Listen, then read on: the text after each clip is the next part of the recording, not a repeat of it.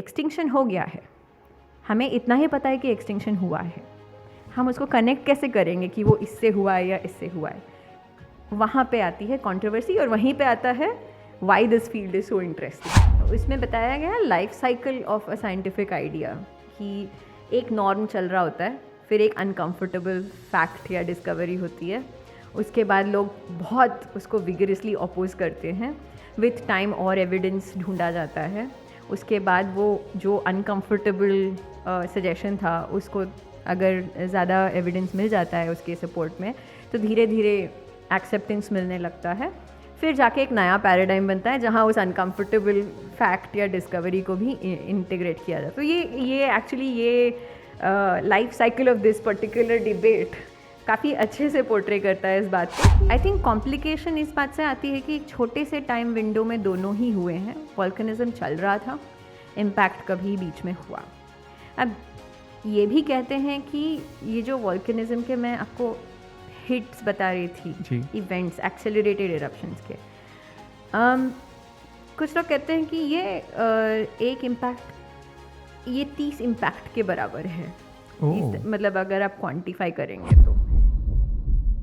जय हिंद दोस्तों, स्वागत है आप सबका हमारे आज के पॉडकास्ट में। दोस्तों, आप सब ने बचपन में ज़रूर सुना होगा कि इस पृथ्वी पे एक ज़माने में डायनासोर्स रहते थे, और ये भी सुना होगा कि वो सारे डायनासोर्स इस पृथ्वी पे एक धूमकेतु के टकराने के कारण विलुप्त हो गए थे। बट क्या होगा अगर मैं आपसे ये कहूँ कि वो सारी घटनाएं और वो सारी स्टोरीज 100% सच नहीं है तो?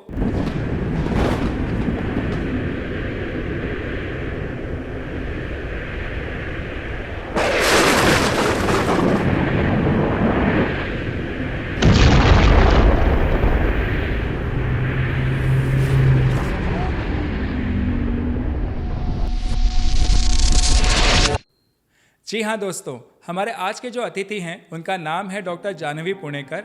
वो आईआईटी बॉम्बे में एक प्रोफेसर हैं और वो एक पैलिएंटोलॉजी साइंटिस्ट भी हैं। अपनी सुपरवाइज़र डॉक्टर गर्टा केलर के साथ मिलकर उन्होंने ये प्रूव किया है कि डायनासोर के एक्सटिंक्शन का एक और कारण था जिसको कहते हैं डेक्कन वल्केनिज्म, यानी ज्वालामुखी का फटना, जो कि 7 लाख सालों तक लगातार घटित हो रहा था। तो जानने के लिए देखिए हमारा पूरा पॉडकास्ट, और अगर आपको हमारे काम से वैल्यू मिलती है तो प्लीज़ हमारे चैनल को लाइक, शेयर और सब्सक्राइब ज़रूर करें। धन्यवाद दोस्तों।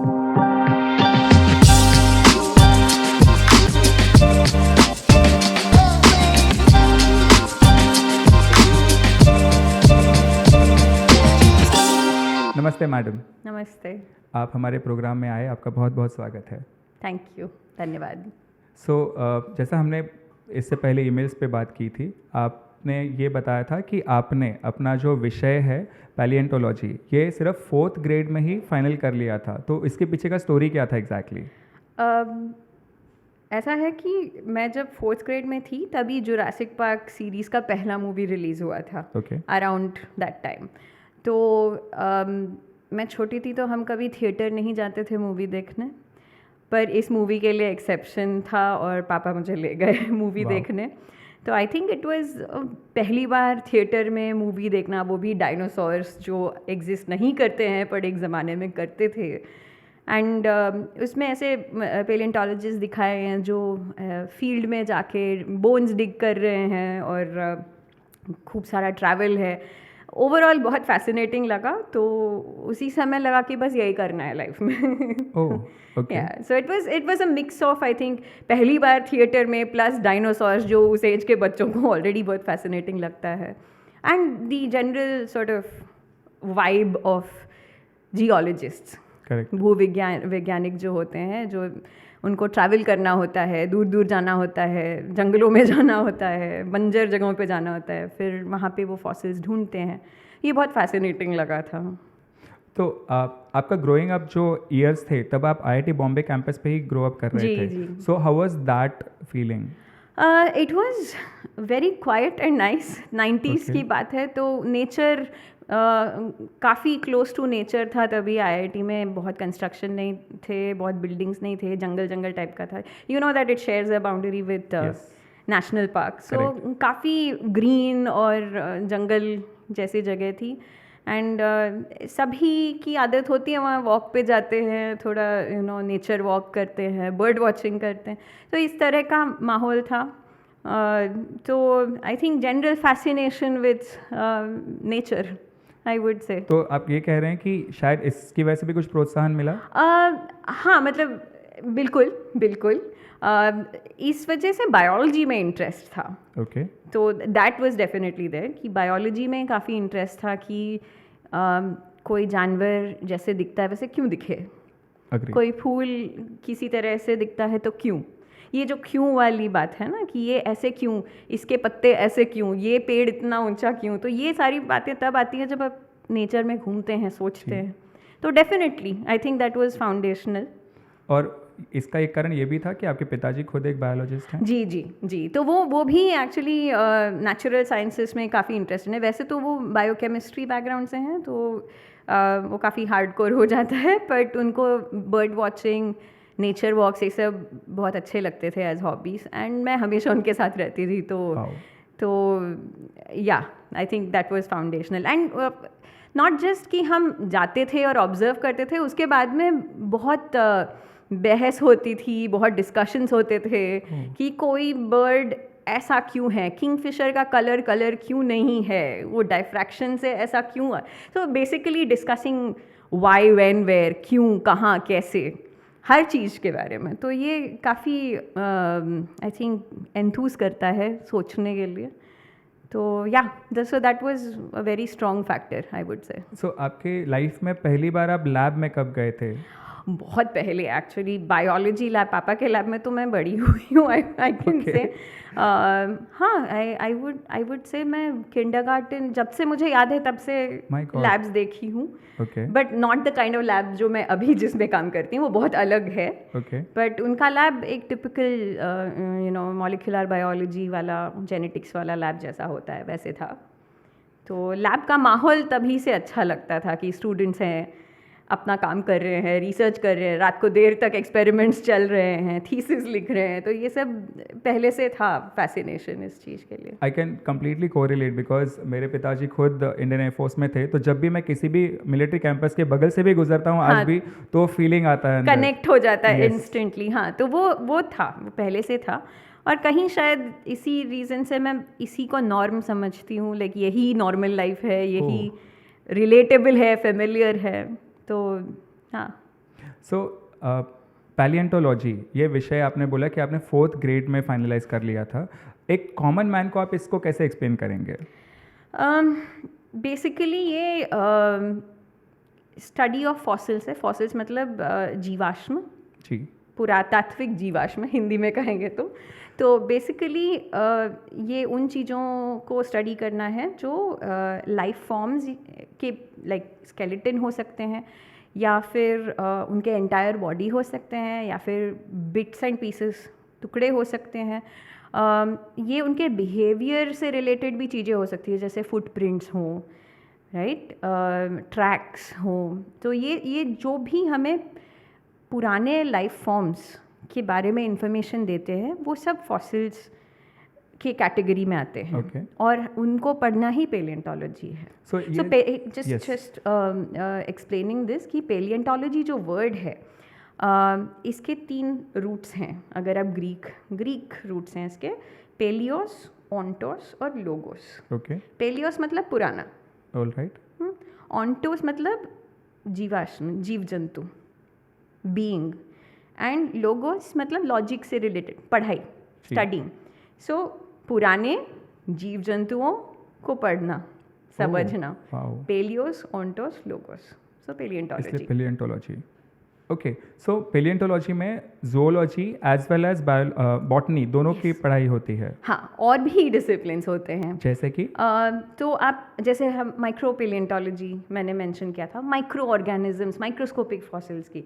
सो but yes, the major foundation जो आप कह रहे हैं, ज़ूओलॉजी मतलब पुराने एनिमल्स, ज़माने के एनिमल्स, और botany for plants. So paleo botany, paleo zoology, paleo biology, all are part of.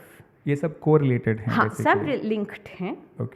Techniques वही हैं, बट आप किस ऑर्गेनिज्म पे फोकस कर रहे हैं वो डिफरेंट होता है। प्लांट्स पे कर रहे हैं तो पेलियोबॉटनी हो जाता है, एनिमल्स पे कर रहे हैं तो पेलियोजूलॉजी हो जाएगा, माइक्रो फॉसिल्स पे फोकस कर रहे हैं तो माइक्रोपेलियोंटोलॉजी हो जाता है, और आई थिंक ट्रेसेस की बात की थी मैंने, फुटप्रिंट्स, ट्रेसेस, उसको आप पढ़ रहे हैं तो आइकनोलॉजी बन जाता है। तो there are several domains together, I think they come under the umbrella of paleobiology. Okay, yeah so आपने जो माइक्रो पेलियोंटोलॉजी कहा, इसका एग्जैक्ट मतलब क्या होता है और इसमें किन चीज़ों को स्टडी किया जाता है? हाँ, तो माइक्रो पेलियोंटोलॉजी को आप फिर काटिए, माइक्रो करेक्ट, पेलियोंटोलॉजी। पेलियोंटोलॉजी हमने ऑलरेडी डिस्कस कर लिया। Micro is for microscopic. So जब जो जीवाश्म आप स्टडी कर रहे हैं, अगर ये माइक्रोस्कोपिक स्केल के हों, बहुत छोटे हों, कि आँखों से ना दिखे या दिखे तो भी उनके डिटेल्स नहीं दिखेंगे आपको, जिसके स्टडी करने के लिए एक माइक्रोस्कोप की ज़रूरत पड़ती है, वो माइक्रोपेलियोंटोलॉजी है। ओके, अब ये जो जीवाश्म हैं, ये जो फॉसिल्स हैं, माइक्रो फॉसिल्स हैं, ये माइक्रोस्कोपिक ऑर्गेनिजम्स के हार्ड पार्ट्स हो सकते हैं, या फिर ये बड़े ऑर्गेनिजम्स के माइक्रोस्कोपिक पार्ट्स भी हो सकते हैं। एग्जाम्पल देते हैं आपको, जैसे मैं फोकस करती हूँ फोरामिनिफेरा पे, आप भी जानते हैं क्या होते हैं। तो फोरामिनिफेरा बेसिकली सिंगल सेल्ड ज़ूओप्लैंक्टन है, समझ लीजिए, ठीक है। प्लैंक्टन होना ज़रूरी नहीं है, but they are amoeboid like single celled organisms, and उनका स्पेशलिटी ये है कि वो कैल्शियम कार्बोनेट के छोटे छोटे शेल्स बनाते हैं। जी हाँ, ठीक है। हमारे लिए ये इंटरेस्टिंग है क्योंकि ये शेल्स जो है, उस एनिमल के डीके हो जाने के बाद भी ये शेल सेडिमेंट्स में रह जाते हैं। बिल्कुल। तो हम पोटेंशियली मिलियंस ऑफ ईयर्स पुराने शेल्स को भी स्टडी कर सकते हैं। वो हमारे लिए बेनिफिट है, that's why it's a whole domain. बिल्कुल। सो ये हो गया एक मेन कैटेगरी की microscopic fossils of microscopic organisms. एक और कैटेगरी है जहाँ समझिए आपकी छोटे से फिशेस हैं, बट उनके दांत और छोटे हैं। अब वो दांत शायद आँखों से ना दिखे, लेकिन माइक्रोस्कोप में दिख जाएंगे। तो लार्जर एनिमल्स के माइक्रोस्कोपिक पार्ट्स भी माइक्रोपेलियोंटोलॉजी में आते हैं। ओके। तो वो सब जो माइक्रोस्कोप से स्टडी किया जा सकता है, बट फॉसिल है, माइक्रोपेलियोंटोलॉजी के डोमेन में आता है। सो एक इंटरेस्टिंग चीज़ मुझे ये लगती है कि साइट सिलेक्शन कैसे होता है कि यहाँ पे मिलेगा? बहुत इम्पॉर्टेंट और चैलेंजिंग क्वेश्चन है। यूजुअली अब तक तो काफ़ी काम हो चुका है हर जगह पे, हर चीज़ पे। तो हम लिटरेचर रिव्यू करते हैं, कहीं ना कोई रिपोर्ट करता है कि इस जगह पे इस एज के सेडिमेंट्स हैं। ओके। तो फॉर एग्ज़ाम्पल अगर मुझे क्रिटेशियस, एंड क्रिटेशियस के सेडिमेंट्स स्टडी करने हैं इंडिया में, तो मैं पहले पेपर्स पढ़ूंगी। लोगों ने डेफिनेटली किसी न किसी ने काम किया होगा, वो बताएंगे कि इस एज के सेडिमेंट्स कहाँ कहाँ हैं। फिर मैं चेक करूँगी, क्योंकि मेरे जो फॉसिल्स हैं वो मरीन हैं, जी, तो मैं चेक करूँगी कि ये मरीन क्रिटेशियस के मरीन सेडिमेंट्स कहाँ कहाँ हैं। करेक्ट।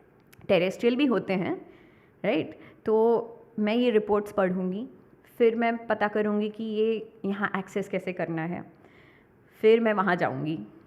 अगर किसी ने, यूजुअली जियोलॉजिस्ट जो हैं अपने डॉक्यूमेंटेड वर्क में जीपीएस लोकेशंस भी दे देते हैं जहाँ से उन्होंने रिपोर्ट किया होगा, या रफली कोई एरिया बता देंगे, तो we will go there and then we will do our own thing कि हम फिगर आउट करेंगे वहाँ पे स्ट्रेटा कैसे हैं, कौन से ओल्डर है, कौन से यंगर हैं। हेल्पफुल तब होता है जब कोई रिवर कट सेक्शन मिल जाए जहाँ काफ़ी सारे एजेस के सेडिमेंट्स एक साथ बुक के पेजेस जैसे दिख जाते हैं। और एडवांटेजेस लोकेशंस होते हैं, जैसे सपोज माइन है, कोई माइनिंग कर रहा है तो उन्होंने पिट बना रखा है ऑलरेडी। अब हम तो जाके हैमर से इतना बड़ा पिट तो बनाने सालों साल लग जाते हैं, तो ऑलरेडी अगर किसी ने खोद रखा है तो वो इजी हो जाता है, वहाँ पे बस अंदर जाना है हमको और साइड वॉल्स पे देखना है क्या हो रहा है। जी हाँ। तो ऐसे प्लान करते हैं, depends on what you are interested इन।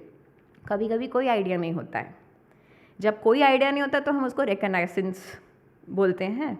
पहुंच जाते हैं वहाँ पे, फिर ढूंढने लगते हैं कहाँ क्या मिल जाए। तो पहले ट्रिप में फिर ज़्यादा प्रोडक्टिव नहीं होता, कलेक्ट कर लेते हैं जो मिल रहा है। हमारे फील्ड में जैसे माइक्रोपेलियोंटोलॉजी में डिफ़िकल्टी मैं कहूँगी इसमें है कि हमको फील्ड में नहीं दिखता है क्या हो रहा है, क्योंकि सब मिट्टी है। बिल्कुल। सेडिमेंट्स हैं, तो हमें नहीं पता उसमें फॉसिल है या नहीं, तो हमको उसको लैब ले आना पड़ता है, वॉश करके फिर माइक्रोस्कोप के अंदर देखना पड़ता है, तब पता चलता है कि कुछ है या नहीं। ऐसे भी बहुत बार होता है कि कुछ नहीं मिलता है। तो it's always better to do your homework, कि किसी ने अगर रिपोर्ट किया है तो हम बेसिकली probability of discovery बढ़ाते हैं by reading and knowing what other people have reported. So I hope that answers absolutely what you were asking. So it is not like someone will give you a list of sites. Correct. थोड़ा deduce करना पड़ता है, थोड़ा पढ़ना पड़ता है, कभी कभी नए sites ढूंढने पड़ते हैं जो ऑलरेडी अगर पब्लिश है तो क्या कर लेंगे, वरना नया भी तो ढूंढना है। तो हाँ, तो basically it's a combination of strategies. आपने एक वीडियो में जो IIT बॉम्बे का एक वीडियो है उसमें आपने एक बहुत यूनिक बात कही थी कि we are standing at the junction of 6th mass extinction. तो पहली बात तो ये बताइए कि क्यों आपने कहा था एंड उसका बेसिस क्या था? IUCN वगैरह तो जानते होंगे ना, इंटरनेशनल यूनियन। आप हमारे व्यूवर्स के लिए एक बार बता देंगे? I think it's International Union for Conservation of Nature. Okay. Plus minus, I'm not good with memory, but so basically ये एक इंटरनेशनल बॉडी है जो कौन से एनिमल्स रिस्क में हैं, वल्नरेबल हैं, ये कैसे पता करते हैं कि एक पर्टिकुलर स्पीसीज़ के कितने मेंबर्स प्लैनेट पे इस समय प्रेजेंट है। ये एक क्वांटिटी होती है ना, कितने प्रेजेंट है। अभी ह्यूमंस तो बहुत हैं, Correct. तो हम तो बिल्कुल थ्रेटेंड है नहीं। कुछ हैं जो बहुत फ्यू इन नंबर्स हैं, कुछ हैं जो वाइल्ड में इतने कम हैं कि बस 5-10 साल में शायद गायब हो जाएंगे if they fail to mate and produce offspring. तो इस बेसिस पे यू कैन अंडरस्टैंड कि हर स्पीसीज़ का अलग स्टेटस है in terms of their future. कोई एक्सटिंक्ट हो सकता है, कोई थ्रेटेंड है, कोई क्रिटिकली एंडेंजर्ड है। Correct. तो इस बेसिस पे अगर आप इसको ट्रैक करेंगे ओवर डेकेड्स, सेंचुरीज, आप देखेंगे कि लास्ट आई वुड से 200-300 साल, बट ऑफ कोर्स उससे पहले भी ह्यूमन इन्फ्लुएंस रहा है, डाइवर्सिटी बहुत डिक्लाइन हो रही है। Number of species is decreasing eight an alarming rate. आप एवोल्यूशन पढ़ेंगे, लॉन्ग टर्म अगर total species present on this planet track करेंगे, लेट्स से थियोरेटिकली, कुछ स्पीसीज तो हमेशा एक्सटिंक्ट होते रहते हैं। Correct. It's a balance between how environment कैसे बदल रहा है और स्पीसीज़ का उसमें रेलेवेंस है या नहीं, वो बच पा रहे हैं या नहीं। ये बैलेंस का हमेशा डायनामिक होता है, और कुछ एक्सटिंक्ट हो जाते हैं, कुछ सर्वाइव हो जाते हैं। जो नॉर्मली एक्सटिंक्ट होते हैं उसको हम बैकग्राउंड एक्सटिंक्शंस कहते हैं, कि ये होते रहते हैं, इतने 1-2 स्पीसीज़ इतने मिलियन सालों में होंगे ही एक्सटिंक्ट होंगे, उसमें डरने वाली कोई बात नहीं है। बट अगर ये बैकग्राउंड रेट से 100,000 टाइम ज़्यादा अगर डिक्लाइन हो रहा है, बहुत सारे टेरेस्ट्रियल वर्टिब्रेट्स एक्सटिंक्ट हो जा रहे हैं, मरीन इकोसिस्टम्स थ्रेटेंड हैं, जब ये नंबर बहुत कम टाइम में ये नंबर बहुत ड्रॉप होने लगता है, तब हमें काफ़ी क्लियरली पता चल रहा है कि कुछ तो प्रॉब्लम है। आप पूछेंगे कि हमको क्यों फ़र्क पड़ना चाहिए? एग्जैक्टली, हम तो सेफ हैं अपने घर पे। अगला क्वेश्चन वही था। लेकिन कहीं ना कहीं हम इकोसिस्टम से लिंक्ड हैं और उसी का हिस्सा है। The food chain, the food web I would से, because it's not just a chain, it's more complicated. बहुत सारे इंटरेक्शंस होते हैं स्पीसीज़ के बीच, सिम्बायोसिस, कमेंसालिज्म, बायोलॉजी में आप जाएंगे, बहुत सारे इंटरेक्शंस होते हैं जहाँ स्पीसीज़ एक दूसरे पे डिपेंड करते हैं सर्वाइवल के लिए। ये बात और है कि हमने बहुत कुछ मैनेज कर लिया है सर्वाइव करने के लिए, बट हम फिर भी दूसरे एनिमल्स पे डिपेंडेंट हैं, डायरेक्टली नहीं सही, इनडायरेक्टली। करेक्ट। तो इनमें से अगर कोई ऑर्गेनिजम्स गायब हो जाते हैं, एक्सटिंक्ट हो जाते हैं, तो सूनर और later it will affect our fate. Okay. इसीलिए हमें डरना चाहिए, क्योंकि आज सही लग रहा है, शायद 10 साल में सही नहीं लगेगा, बट तब तक इस सिचुएशन को बचाना भी इम्पॉसिबल हो जाएगा, क्योंकि वहाँ से नो टर्निंग बैक जोन होगा। आई थिंक मेरे सब्जेक्टिव ओपिनियन में हम ऑलरेडी वो क्रॉस कर चुके हैं। इसीलिए मैंने कहा था कि हम 6th मास एक्सटिंक्शन में, ये मेरा ओरिजिनल आइडिया नहीं है। आप पब्लिकेशंस अगर पढ़ेंगे तो 2011 में एक बहुत अच्छा पेपर आया था बार्नोस्की करके, वो बहुत अच्छा कंपैरिजन करते हैं। पिछले 550 मिलियन ईयर्स पकड़ लीजिए, history of life, multi cellular life, जो हमें फॉसिल रिकॉर्ड में लाइफ मिलते हैं, इस पूरे हिस्ट्री में सिर्फ 5 बार मास एक्सटिंक्शन हुए हैं। मास एक्सटिंक्शन मतलब कैटास्ट्रोफिक, बहुत सारे स्पीसीज जहाँ बहुत कम टाइम में एक्सटिंक्ट हुए हैं। सो इसको मैं थोड़ा सा ब्रेक डाउन करना चाहूँगा। जी। मास एक्सटिंक्शन मतलब एवरी स्पीशीज वाइप आउट हो जाते हैं? नॉट एवरी, बाय डेफिनेशन जितने स्पीसीज एग्जिस्ट कर रहे हैं उसमें से 60-70 से ज़्यादा % स्पीसीज का एक्सटिंक्ट होना। Except for cockroach. हाँ वो नहीं, हाँ वो अलग स्टोरी है। पर हाँ, सो आप 70% पकड़ लीजिए कि अगर आज सपोज थियोरेटिकली 100 स्पीसीज़ हैं, ऑफ कोर्स उससे बहुत ज़्यादा है, मैं बस एग्जांपल दे रही हूँ। Correct. अगर 100 स्पीसीज़ हैं,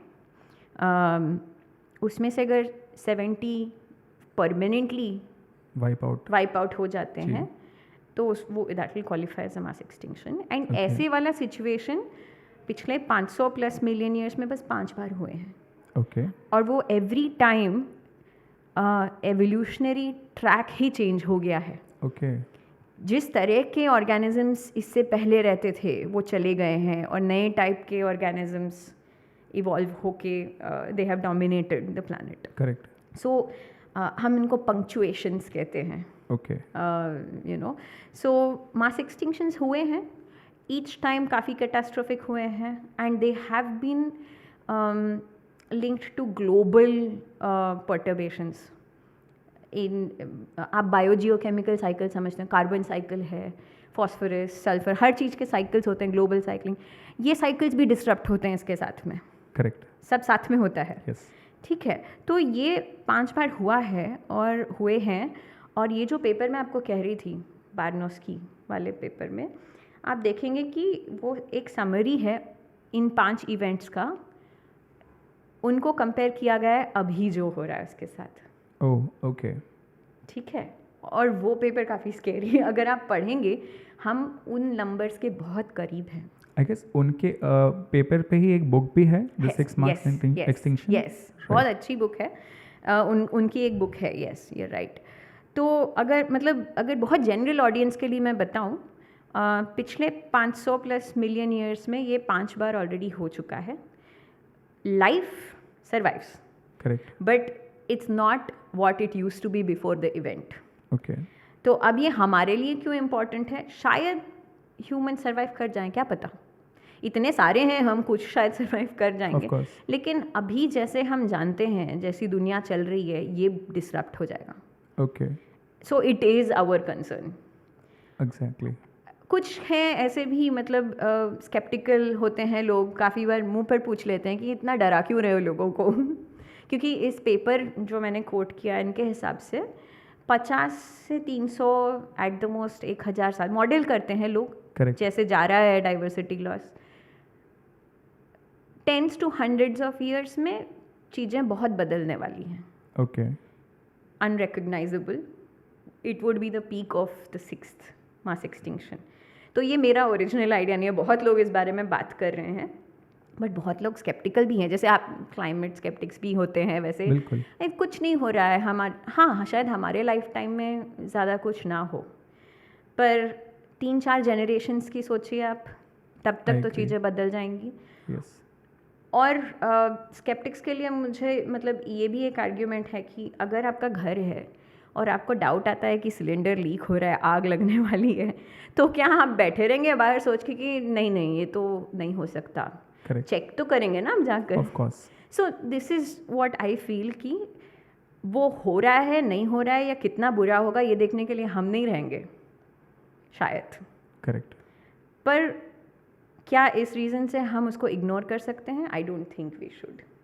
और अगर कुछ हम सीख सकते हैं पिछले 5 मास एक्सटिंक्शन से, वो ये है कि चीज़ें बहुत बदल सकती हैं बहुत शॉर्ट टाइम में, और बहुत सारे स्पीसीज़ कैन गो। इनफैक्ट हम जो कर रहे हैं ये प्रीवियस 5 मास एक्सटिंक्शन से बहुत ज़्यादा है rate of change. And it's the devil is in the rates. Okay. जैसे टेम्परेचर चेंज हो रहा है कहते हैं, अगर वो धीरे धीरे होगा तो ज़्यादा प्रॉब्लम नहीं है, लेकिन अब्रप्टली हो जाता है, कम टाइम में चेंज होता है, वो ज़्यादा डेंजरस है। यही एक्सटिंक्शंस के केस में भी कह सकते हैं आप। डाइवर्सिटी डिक्लाइन अगर 1 मिलियन ईयर्स में हो रहा है वर्सेस 1000 ईयर्स में हो रहा है, में बहुत डिफरेंस है। I agree. सो आपसे पहले हमारे जो गेस्ट आए थे, आप ही के एक कॉलीग मैं कह सकता हूँ, डॉक्टर रघु मुर्तुगुड्डे, उन्होंने भी ऑलमोस्ट यही बात कही थी कि 1885 से 1990s तक जो हम लोगों ने इंडस्ट्रियल रेवोल्यूशन लाया है, उसकी वजह से जिस स्पीड से हमारा पूरे प्लैनेट का टेम्परेचर बढ़ा है, that is going to cause huge effect on the entire planet. So I completely agree. Also आपने जो बात कही उससे मुझे मेरे खुद के स्कूल या कॉलेज के डेज याद आते हैं कि जब मैं कॉलेज में था, उस टाइम पे हमें एक एनिमल के बारे में बताया गया था, डक बाइल्ड प्लेटिपस एकिडना। उन्होंने कहा था कि ऑस्ट्रेलिया में ये लास्ट मैमल बचा है जो अंडे देता है, इसके बाद और कोई नहीं होने वाला है। एंड हम लोगों ने कुछ नहीं किया इसको बचाने के लिए। या अगर मैं और थोड़ा पीछे जाऊँ मेरे स्कूल डेज़ में, तो हमारी एक मराठी की टीचर थी, उन्होंने कहा था कि जब वो छोटे थे तो एक मराठी में प्राणी है, I don't know what's is English name, उन्होंने कहा था मारढोक करके एक प्राणी होता है जो सातारा में पाया जाता था when she was a kid, not anymore. So coming to the next question, आपने कहा कि इससे पहले 5 होके गए हैं, इसका कोई बेसिस होता है कि आप 5 ही क्यों, 6 नहीं, 4 नहीं, 5? जी, आप अगर विकिपीडिया पर जाकर देखेंगे, एक विकी कॉमन्स का फिगर है, मतलब फिगर तो आप देख ही सकते हैं, उसमें कोई ये नहीं है। आप देखेंगे कि बहुत सारे लोगों ने, पेलियोंटोलॉजिस्ट ने ग्लोबल डेटा सेट्स पे काम करके कंपाइल किया हुआ है रिकॉर्ड, डिफरेंट ग्रुप्स, जैसे इन्वर्टेब्रेट्स आप समझते हैं, जैसे सी शेल्स, बेसिकली जो बाइवल्व्स हैं हमारे, गैस्ट्रोपॉड्स हैं, इस तरह के ऑर्गेनिज्म। वो एक कुछ स्पेशलिस्ट होते हैं जो उस पर काम करते हैं, उसके फॉसिल्स पे। हम फोरामिनिफेरा पे काम करते हैं। सो ऐसे बहुत सारे लोगों ने डेटा कंपाइल किया हुआ है। एक डेटा सेट है जो बहुत फेमस है, वो बाइवल्व्स, गैस्ट्रोपोड्स, इस तरह के शेल्स ऑर्गेनिजम्स पे है। उन्होंने वो डेटा 545 मिलियन ईयर्स अगो से आज तक का डेटा है। ठीक है, वो उसमें आप देखेंगे स्पीसीज, जीनस समझते हैं ना, तो जीनस लेवल का डेटा है। आप देखेंगे कि ये बार चार्ट के रूप में दिखाया गया है। आप देखेंगे कि एक्सटिंक्शंस तो होते रहे हैं, ठीक है, कभी ज़्यादा कभी कम, किसी टाइम इंटरवल में ज़्यादा, किसी टाइम इंटरवल में कम। अब इस पिक्चर में 5 ऐसे टाइम इंटरवल्स है जहाँ सबसे ज़्यादा आपको पीक्स दिखेंगे। तो इन अ वेरी लूज सेंस आप कह सकते हैं जेनेरा एक्सटिंक्ट पर टाइम, सिंपल मेजर है। So given amount of time में कितने एक्सटिंक्ट हुए, इसके हम करीब 5 पीक्स देखते हैं। अब एक्चुअली ये आइडिया भी इवॉल्व हो रहा है कि 5 पीक्स में भी स्प्लिट पीक्स दिखते हैं, 2 इवेंट्स, 3 इवेंट्स। सो ये एक्सपर्टीज़ पे डिपेंड करता है और चेंजिंग आइडियाज़ पे, बट आप मोर और लेस 5 इवेंट्स पकड़ लीजिए जो बहुत ज़्यादा, मोर देन 70% लॉस वाले पीक्स हैं। तो इससे हमें पता चलता है कि इतने इवेंट्स हैं जहाँ अफेक्ट हुआ है। इस रीज़न से हम कहते हैं 5 है। अब ऐसा हो सकता है कि जैसे एक है बहुत बुरा मास एक्सटिंक्शन जिसमें आप 2 या 3 पीक्स भी सेपरेट कर सकते हैं। ये हमारे रेजोल्यूशन पे भी डिपेंड करता है, हम कितने अच्छे से उसको रिजॉल्व कर पा रहे हैं। तो अगर इन 2 पीक्स के बीच में टाइम सिग्निफिकेंट है तो हम शायद इनको 2 सेपरेट मास एक्सटिंक्शन का दर्जा भी दे सकते हैं। तो मतलब वो 5 से 6 तो ये इवॉल्विंग कॉन्सेप्ट है, बट टू ईजीली अंडरस्टैंड 5 तो हैं जो ऐसे बड़े इवेंट्स हैं। और ये कैसे क्वांटिफाई किए हैं हमने, कितने स्पीसीज पर टाइम, राइट। सो अगर बहुत स्पीसीज पर सेम यूनिट ऑफ टाइम आता है तो वो एक मास एक्सटिंक्शन बन जाता है। तो ये वेरी सिंपली पुट ये कॉन्सेप्ट है, बट आप फॉर्मूले चेंज कर सकते हो। कभी आप 2 इवेंट सपोज कंपेयर कर रहे हैं, एक में 70 आउट ऑफ 100 स्पीसीज एक्सटिंक्ट हुए, एक में नहीं 70 स्पीसीज इन 1 मिलियन ईयर्स और 500 मिलियन ईयर्स पकड़ लीजिए। दूसरे में 70%, एक में आप सोचिए 85% हो गए। अब एक और वेरिएबल ऐड करूँगी मैं। हमने डिस्कस किया स्पीसीज और टाइम, ये भी इंपॉर्टेंट होता है कि कितने स्पीसीज थे जिसमें से कितने एक्सटिंक्ट हुए, करेक्ट, राइट। अब 500 स्पीसीज में से अगर 5 हुए it's not a big deal. Correct. But अगर है ही 10 उसमें से 5 चले गए तो it means a lot different. तो ऐसे अलग अलग फॉर्म, ये मैं बहुत ओवर सिंप्लीफाई कर रही हूँ, but there are different ways कि आप क्वान्टिफाई करें कितने समय में कितने स्पीसीज थे और उसमें से कितने गए. करेक्ट. और इस बेसिस में 5 event stand out. Maximum extinctions in a given amount of time. Okay. And those are the big 5 mass extinctions. तो आपने अभी जो बात बताई उससे मुझे एक बहुत इंटरेस्टिंग चीज़ याद आ रही है. जैसे डायनासोर्स एक्सटिंक्ट हुए थे वैसे ही मैमथ्स भी एक्सटिंक्ट हुए हैं, और ऐसा कहा जाता है कि उनके एक्सटिंक्शन की वजह जो थी वो आइस एज थी शायद. End of ice age. Right. But there are many other reasons too, like humans, Okay. and it's another debate. Realm. Yeah. But yes, climate change is a big part. So ice age exactly होता क्या है? Ice age basically उन periods को कहते हैं Earth history में जब much, if not all of the planet was covered under sheets of ice. Okay. It doesn't mean the whole planet was under ice, but इस केस में ice can come further down to lower latitudes. I'll give you an example. Present day अगर आप Chicago या New York cities consider करते हैं, इनका latitude 40-50 years होगा degree north. Right. ये करंटली तो आइस के अंडर नहीं है, बट अगर आ जाते हैं that would be a really cold, the planet would have to be very cold to have ice sheets coming all the way down to these latitudes. बिल्कुल. सो ऐसा हुआ है अर्थ्स पास्ट में. ठीक है. इनफैक्ट हम करंटली एक आइस एज में हैं जिसको क्वाटरनरी आइस एज कहते हैं. But even within an ice age there are times when it's warmer and times when it's cooler, alternating episodes. इनको हम glacial interglacial बोलते हैं. तो हम currently एक interglacial में हैं जो warmer time है. इससे पहले था एक glacial, इसके बाद में भी हो सकता है आएगा एक glacial. तो back to your question, ice age कब कहते हैं? जब polar ice sheet होता है, when the poles are covered under ice consistently. Even in the warmer times there is some amount of ice continuous on the poles. It is all part of like one ice age. Okay, so अब मैं quaternary ice age की बात कर रही थी. I think if I'm not wrong ये around 2.5 million years ago से चल रहा है. ओके. कभी ज़्यादा कभी कम. ग्लेशियल में ज़्यादा आइस शीट डेवलप होते हैं, इंटरग्लेशियल में थोड़ा कम. All govern by feedback loops. बिल्कुल. ठीक है. तो हम करंटली एक इंटरग्लेशियल में हैं अभी, इसीलिए it's warmer than the glacial when it was much much cooler and ice sheets actually came down to let's say Chicago. उस लैटिट्यूड तक आइस शीट्स थे.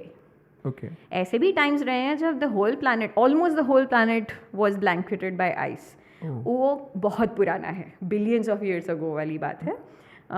It's a concept that geologists call snowball earth. It's a whole discussion in itself. अभी नहीं जाएंगे वहाँ. But snowball earth जैसे नाम suggest करता है कि almost the whole planet was under the iced up. हाँ, जी हाँ. under ice sheets. So वैसे तो आप देखें कि ये भी शायद बड़े आप आइस एजेस की बात करें तो करीब 5 हैं. अगेन मेमोरी बेस्ड है, थोड़ा सा शेकी हो सकता है, बट सबसे पुराना वाला उसको कहते हैं हिरनांशियन. ये अप्रॉक्सीमेटली 2.5 बिलियन ईयर्स पुराना है. काफ़ी पुराना, हम फील नहीं कर पाएंगे. It's very very old, but we have evidences. I come to that in a bit. So एक है हिरनांशियन. ये उस ज़माने की बात है जब लाइफ सिर्फ यूनिसेल्युलर थे. तो कुछ हाँ, और हर आइस एज का कुछ लाइफ पे भी प्रभाव रहा है. जैसे इस टाइम में जो मैंने पढ़ा है कि फ्रीज रेजिस्टेंट इनोवेशंस हुए जैसे हाउ टू सर्वाइव. सो हो रहा था, life existed. Correct. Adjustments happened. दूसरा जो है उसको कहते हैं क्रायोजीनियन. अब आपने क्रायो तो नाम सुना ही होगा, क्रायो प्रिजर्वेशन में. क्रायो मतलब ठंडा, जीनियन मतलब जेनरेट. तो बेसिकली इट्स अ नेम क्रायोजीनियन. ये भी काफ़ी पुराना है. और इसमें 2 मेजर इवेंट्स का नाम आता है. एक आई थिंक स्टर्टियन और एक मैरीनोवन, ऐसे कुछ नाम है. तो ये बेसिकली बहुत ही ड्रामेटिक टाइम था जहाँ बहुत मतलब थोड़ा वार्मिंग बहुत कूलिंग, थोड़ा वार्मिंग बहुत कूलिंग, इस तरह का हुआ था.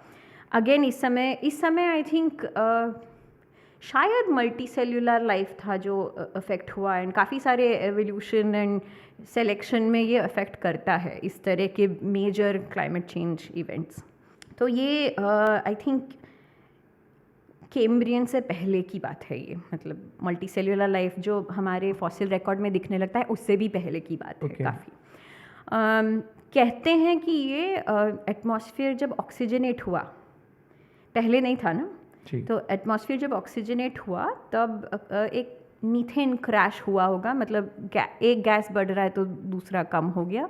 एंड मीथेन आप जानते हैं कार्बन डाइऑक्साइड की तरह ग्रीन हाउस गैस है, तो वो है तो गर्मी है, वो नहीं है तो नहीं है. तो जब मीथेन कम हो गया तो पूरा प्लैनेट एक आइस एज में चला गया. सो ये काफ़ी स्ट्रॉन्ग कंटेंडर है स्नोबॉल अर्थ वाले एग्जाम्पल का. इससे पहले वाला शायद नहीं, लोग अग्री नहीं करते हैं, बट कंटेंडर है. ये वाला था. इसके बाद वाला जो है वो आता है अराउंड 440 मिलियन, अब बिलियन की बात नहीं कर रहे हैं हम, ठीक है. 440 मिलियन ईयर. अब हम जियोलॉजिस्ट से ऑर्डोविशियन साइल्यूरियन का बाउंड्री कहते हैं, एंड ऑफ ऑर्डोविशियन. इस समय सारे जीव जंतु समंदर में रहते थे, करेक्ट. प्लांट्स नहीं थे, ठीक है. फोटोसिंथेसाइजर्स थे लेकिन लैंड पे ज़्यादा कुछ नहीं था. शायद मतलब मार्जिन्स पे छोटे छोटे मॉस टाइप के हुए होंगे, बट मोस्टली कॉन्टिनेंट्स पे ज़्यादा कुछ नहीं था. सारा लाइफ शैलो मरीन, हाँ, ऐसे इसमें था. तो इस समय फिर एक मेजर आइस एज है. इसको आई थिंक कहते हैं एंडियन सहारन. ओके. क्योंकि शायद एंडीज़ और सहारा में इसके एविडेंसेस मिले हैं. अगेन मैं एविडेंस पे अभी आऊँगी, लेट मी फिनिश दिस. सो इस टाइम इंटरवल में हुआ glaciation, and in fact it affected life forms quite seriously. Glaciation में ये होता है कि सारा सी वाटर इन जनरल आइस में लॉकअप हो जाता है, करेक्ट, राइट. सो इस समय गोंडवाना जो आप अगर समझते हैं उस समय का एक कॉन्टिनेंट है, ये साउथ पोल पे था, मूव कर गया था. और इस पूरे आज के अंटार्कटिका की तरह but much bigger than that. And ये पूरा आइस एल्बिडो फीडबैक से पूरा आइस शीट के अंदर चला गया, आइस बिल्डअप हो के. एक बार आप अगर आइस शीट बनाते हैं तो उसको और बनने में फीडबैक में चला जाता है, वो ज़्यादा लाइट रिफ्लेक्ट ऑफ हो जाता है, कूल होने लगता है, and then this keeps going in it. So इस समय ऐसा कुछ हुआ था, और because of that ice sheet sea level fall हो गया. At least this is the hypothesis if you look at publications. So ये सी लेवल फॉल से क्या हुआ, वो सारे एनवायरनमेंट्स जहाँ हमारे जीव जंतु रहते थे वहाँ पानी चला गया वहाँ से, तो उनका हैबिटेट लॉस हो गया. बिल्कुल. कुछ थे जो सर्वाइव कर गए, लेकिन उसके बाद एक और पल्स आता है जहाँ समंदर पॉइजनस हो गया क्योंकि सर्कुलेशन चेंजेस हो गए. तो 2 हिट हुए जिससे एक मास एक्सटिंक्शन हो गया. एक बार हैबिटेट लॉस से, उसके बाद ओशनोग्राफिक चेंजेस से. सो ये 2 पल्स वाला एक मास एक्सटिंक्शन है, इसको कहते हैं हम एंड ऑर्डोविशियन मास एक्सटिंक्शन. सो ये एक वैसा एग्जाम्पल है जहाँ आइस एज और ग्लेशिएशन ने लाइफ को इस लेवल तक अफेक्ट किया कि एक मास एक्सटिंक्शन हो गया. बट इसके अलावा ऐसे और एग्जाम्पल्स नहीं, ये सबसे इम्पॉर्टेंट एग्जाम्पल है जहाँ लाइफ इतना अफेक्ट हुआ. इसके बाद एक आता है, आई थिंक उसको कहते हैं कारू आइस एज. ये करीब 300, if I am not wrong, around 300 million year पहले की बात है. Definitely after what I was talking about. हाँ, तो इस समय हम ऐसे कहते हैं पर्मो कार्बोनिफेरस वाला टाइम. यहाँ पे बहुत लैंड पे अभी बहुत प्लांट्स हैं, ट्रीज़ हैं, अलग टाइप के. आज जैसे देखते हैं वैसे ट्रीज़ नहीं, अलग टाइप के प्लांट्स एंड ट्रीज़ हैं, फर्न्स, इस टाइप के प्लांट्स हैं. इस समय एक ग्लेशिएशन हुआ, बड़ा वाला आइस एज. कहते हैं ये पैंजिया के फॉर्मेशन से रिलेटेड है, टेक्टोनिक रीजन से कूलिंग ऑनसेट होके and then again goes into feedback. तो ये एक है. और उसके बाद अभी जो हम जिसमें है वो एक क्वाटरनरी अगेन काफ़ी ढूंढा मैंने कि ये क्यों है. आई थिंक एक जगह है बेरिंग स्ट्रेट करके आपने सुना होगा, जहाँ से ह्यूमंस क्रॉस करके Yes. नॉर्थ अमेरिका कॉलोनाइज किए थे। तो ये बेरिंग स्ट्रेट जो है, जब सी लेवल लो होता है तो ये लैंड वाला पैच साइबेरिया और अलास्का को कनेक्ट करता है, और जब सी लेवल हाई होता है तब ये आर्कटिक ओशन और पैसिफिक ओशन को कनेक्ट करता है। तो एक तरह से एक स्विच पॉइंट समझ लीजिए। इसको काटेंगे तो एक क्लाइमेट शिफ्ट आता है, इसको ज्वाइन करेंगे तो एक क्लाइमेट शिफ्ट आता है। तो क्वाटरनरी वाली बात goes down to I think something to do with ये कनेक्शन कट गया, एक ग्लेशिएशन की वजह से सी लेवल लो होके ये लैंड वाला कनेक्शन बन गया, विच मीन्स ओशंस का कनेक्शन कट गया। बिल्कुल। इससे आर्कटिक आइसोलेट हो गया, उसमें जो गर्म पानी आता था पैसिफिक से वो आना कम हो गया। सो ये आइसोलेट हो जाएगा तो फिर फीडबैक में चला जाता है। Correct. तो तब से हम इस आइस एज में हैं। बस Okay. और बहुत सारे न्यूआंसेस हैं, but let's not go into so many details. So एक पहला वाला था जो हिरनांशियन ह्यूरोनियन है। Hirnantian is a different thing. Huronian है, दूसरा क्रायोजीनियन है, तीसरा है जिसमें मास एक्सटिंक्शन हुआ था, जो जिसे मैंने कहा एंडियन सहारन, एंड ऑफ ऑर्डोविशन में 440 मिलियन ईयर्स। फिर चौथा है कारू। कारू क्योंकि कारू बेसिन है साउथ अफ्रीका में जहाँ इसका एविडेंस मिला है। यूजुअली नॉमेनक्लेचर ऐसे करते हैं, नाम ऐसे रख देते हैं, जहाँ प्रूफ मिला है उस जगह का नाम रख देते हैं। Correct. तो कारू एक इवेंट है जो पैंजिया के फॉर्मेशन से रिलेटेड है, और पांचवा है जो अभी हम जिसमें हैं। तो ये 5 हैं। अब आते हैं एविडेंस पे। हमें कैसे पता चलता है कि ग्लेशिएशन था या फिर आइस Exactly. एज थे, राइट? एक्चुअली इतना कॉम्प्लिकेटेड नहीं है। अगर आप जियोलॉजी पढ़ते हैं तो कुछ एविडेंसेस होते हैं, जैसे हम इसे यू शेप्ड वैली कहते हैं। एक पर्टिकुलर टाइप ऑफ वैली बनता है जब ग्लेशियर्स मूव करते हैं। ओके। ठीक है। फिर जब ग्लेशियर शीट्स मूव करते हैं तो वो काफ़ी पावर होता है उसमें। दिखने में शायद वो फास्ट मूव नहीं करते हैं, लेकिन उसमें जो डेबरी अटका है वो नीचे वाले रॉक्स पे स्क्रैचेस छोड़ जाता है। ओके। एंड ये स्क्रैचेस बहुत टिपिकल हैं ग्लेशियर्स के। ठीक है। और एक बात हुई, जैसे डेबरी होता है, सेडिमेंट्स होते हैं, ग्लेशियर्स में बहुत कैपेसिटी होती है, लॉन्ग डिस्टेंस तक बड़े बड़े बोल्डर्स को भी कैरी करके चले जाते हैं। ओह। ठीक है। बट होता ये है कि जब ग्लेशियर्स मेल्ट होते हैं तो ये जो उसमें अटका फंसा डेबरी है वो वहीं पे टप करके गिर जाता है। ओके। सो ये जो गिर जाते हैं, इससे कुछ और फीचर्स फॉर्म होते हैं जो जियोलॉजिस्ट स्टडी करते हैं। एक तरह का डिपॉजिट होता है जिसको टिलाइट बोलते हैं। एक जहाँ बोल्डर्स थे और वो डिपॉजिट हो गया, उसको हम कहते हैं boulder bed. Correct. Right. And ये वेरी टिपिकल है, इसमें और कोई मोड ऑफ ट्रांसपोर्ट से ये नहीं हो सकता। I agree. हाँ। तो अगर ये आपको किसी एज इंटरवल के सेडिमेंट्स में मिल जाते हैं तो एक ही ऑप्शन बचता है कि वहाँ पे ग्लेशियर्स का इन्फ्लुएंस था। अब अगर आप एक सेडिमेंट एक साइट पे स्टडी कर रहे हैं जो उस समय काफ़ी लो लैटिट्यूड पे था, ठीक है, पर वहाँ पे ग्लेशियल एविडेंस है, तो just put the 2 and 2 together, it means that lower latitude में भी ग्लेशियल इन्फ्लुएंस था, मतलब Correct. यहाँ पे आइस था। बिल्कुल। राइट। आप बिलीव करें या ना करें, वहाँ एविडेंस है। एविडेंस है, बिल्कुल। राइट।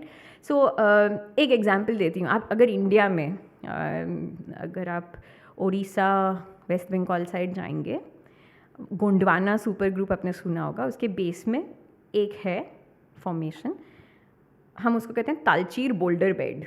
ओके।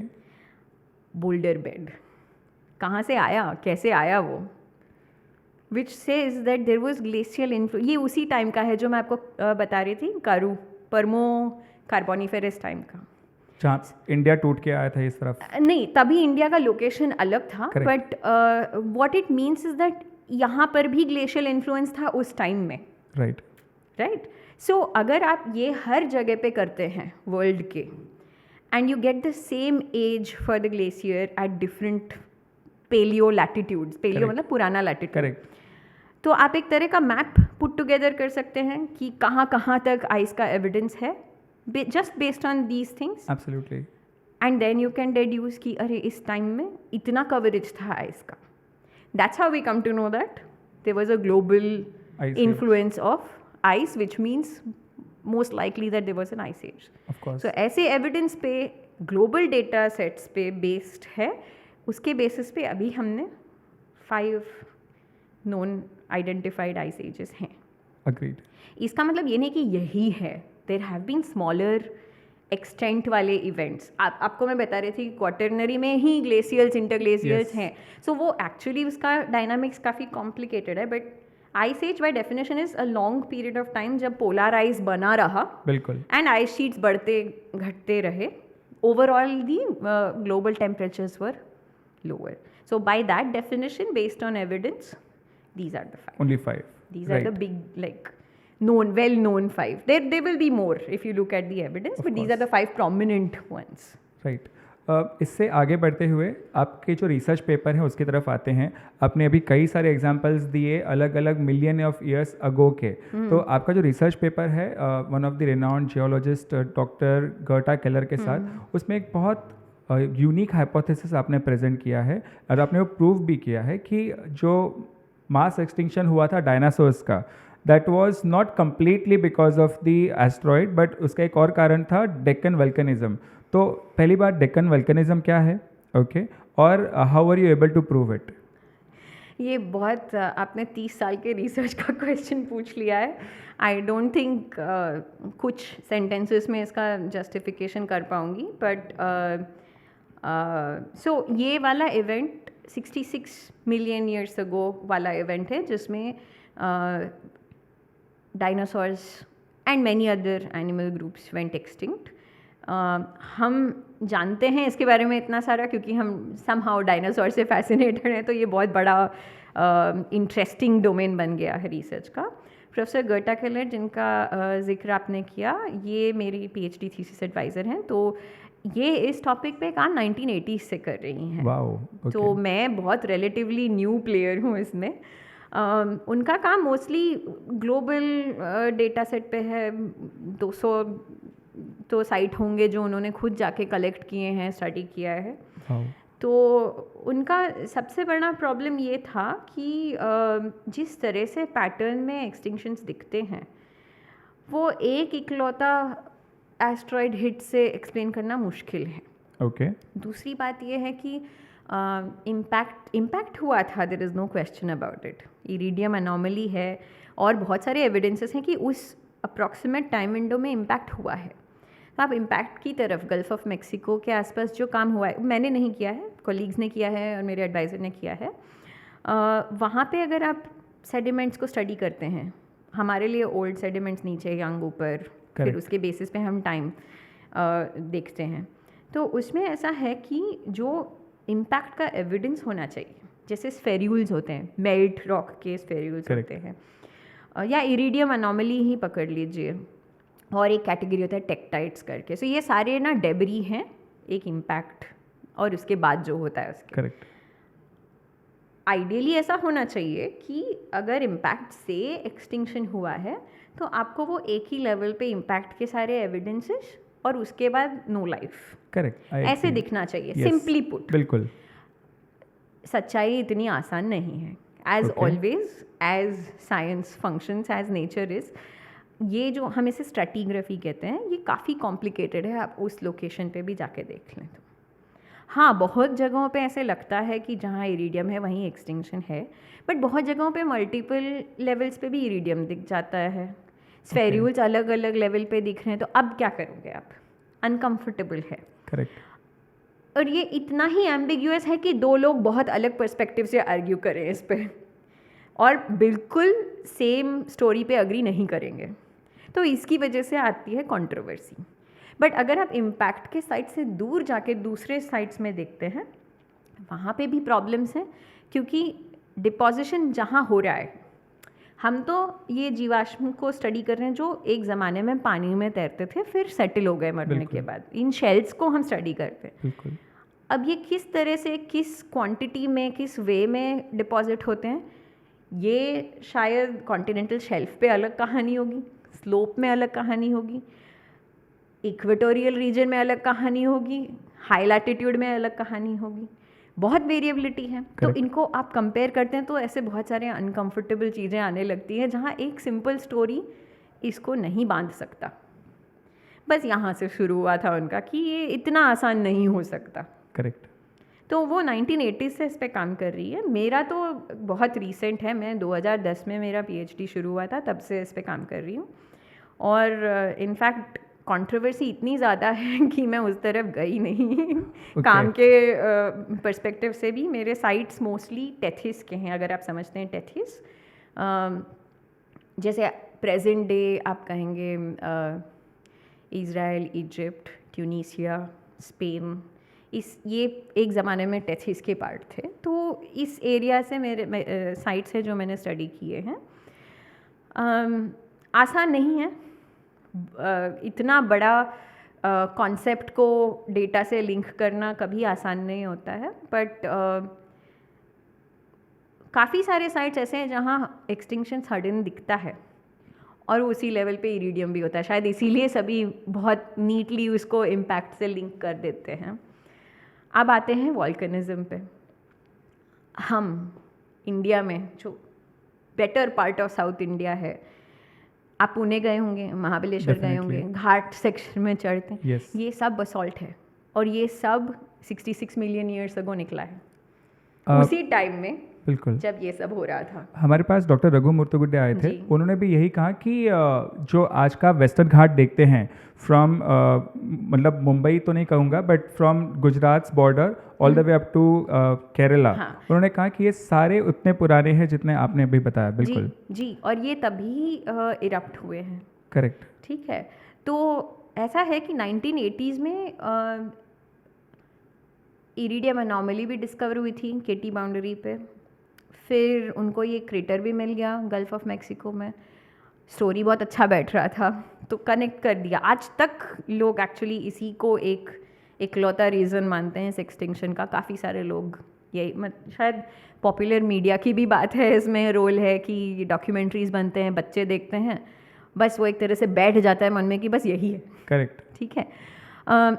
बट डिफरेंस ये है कि 1980s 90s में जैसे हम एज डेटिंग जो करते हैं, अब मैं उसमें एक्सपर्ट नहीं हूँ बट इतना समझती हूँ कि वो टेक्निक काफ़ी बदला है पिछले 20-30 सालों में। तो हमारा जो आइडिया था कि ये डेक्कन वॉल्केनिज्म जो है, उस समय ऐसा आइडिया था कि ये धीरे धीरे लावा निकलता रहा मिलियंस ऑफ ईयर्स, एंड जब ऐसे धीरे धीरे ग्रेजुअल वॉल्केनिज्म होता है, life has enough time to adjust and adapt. जब कोई चीज़ धीरे होती है तो चेंजेस भी इक्विलिब्रियम शिफ्ट होता है, लेकिन धीरे धीरे इक्विलिब्रियम में ही रहता है। अगर ये सडनली हुआ, इस मात्रा में वॉल्केनिज्म एकदम अब्रप्टली हुआ, तो चीज़ें बदल सकती हैं, उससे लाइफ स्ट्रेस हो सकता है। बिल्कुल, ये दो एंड मेंबर्स है। अब हमारे डेटिंग टेक्निक्स ही ऐसे थे कि हमारा पिक्चर था वॉल्केनिज्म धीरे धीरे हुआ है। हाल ही में पिछले 10-15 सालों में ये जंप हुआ है कि मेरे ही कुछ मेरे प्रिंसटन में कुछ प्रोफेसर्स हैं, उन्होंने बहुत सारा फील्ड वर्क किया डेक्कन में। यहाँ के साइंटिस्ट भी काम कर रहे हैं अलग अलग, वैसे तो कलेक्टिव एफर्ट है, बहुत सारे लोग बहुत एंगल से देखते हैं। ये मैं पर्सनली जानती हूँ इसलिए बता रही हूँ कि जो लेयर्स ऑफ बसॉल्ट होते हैं, बेसिकली लावा फ्लो के लेयर्स हैं, इनके बीच में आप अगर कभी ड्राइव करके जाएंगे तो देखेंगे लाल कलर की मिट्टी दिखती है, रेड बोल कहते हैं हम उसे।